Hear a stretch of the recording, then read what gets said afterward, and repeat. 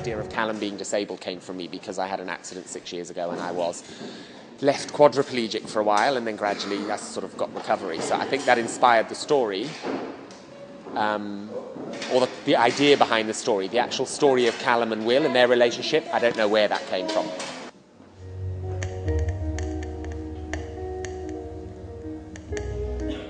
I think it's impossible to bring emotion to a piece, especially a piece like this, which is emotionally driven, without being able to draw on some experience of your own, some understanding of where that character is coming from and why. It's inspired by you. Is it? Do you mind? I don't think so. Great. His story inspired me. And also the two actors that I'm working with, Clinton and Darren, they both work in the same way that I do, and they feel the same way about theatre than I do. And yeah, they basically inspired me to write the piece for the two men, and yeah, we worked from there. You want to maybe share a smoke with me before I go? All right. All right. Jana writes so beautifully, and I think the beautiful thing about this is that everybody will take away something different. There will be those people that will go away deeply moved by it. There'll be people that go away saddened by it. And I think there might be a few people that go away feeling a bit optimistic at the end. And I think the way the end is written, because it's so ambiguous, every member of the audience will have their own conclusion. Does Will come back into Callum's life? Does Callum ever see Will again? Does Callum actually kill himself? I mean, there's like so many scenarios. And the interesting thing is when we rehearsed the piece, we made a conscious decision that we have never discussed it as a cast. Don't know what to say. What about bye, thanks for the laughs?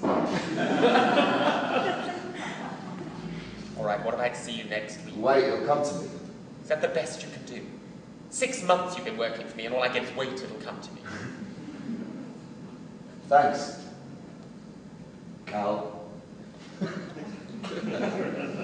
I'd like them to be moved by seeing a slice of life that you often don't get to see, you know, that feeling of being in a room, being able to watch somebody do what they do in their everyday life when they're not being watched, and that fly on the wall feeling, and also just the beauty of, you know, a very unlikely relationship between these two men who are very different people and from two completely different walks of life, and how they come together. And sometimes, you know, friendships and relationships are so, you know, unexpected and so unlikely, and I'd like them to be moved by that, how sometimes people in life that you meet aren't necessarily, you know, the kind of people that you think you're going to get on with and then you do, and yeah, just that special kind of human relationship. And yeah.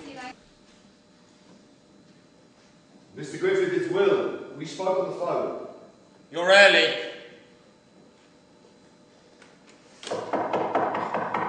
You're 10 minutes early. Oh yeah. I've got to be better than late. Can I come in? No. If I let you in, you'll think it's okay to be early every time you come. You'll just turn it into a habit.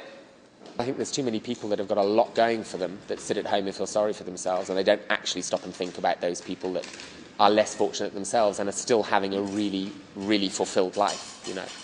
So I think anyone that has an accident is just to focus on however good or bad your recovery is, you can still have a fulfilling life, and you just need to focus on that to get you through the sort of bad times, really, which in the early stages after your accident, there's a lot of bad times, believe me.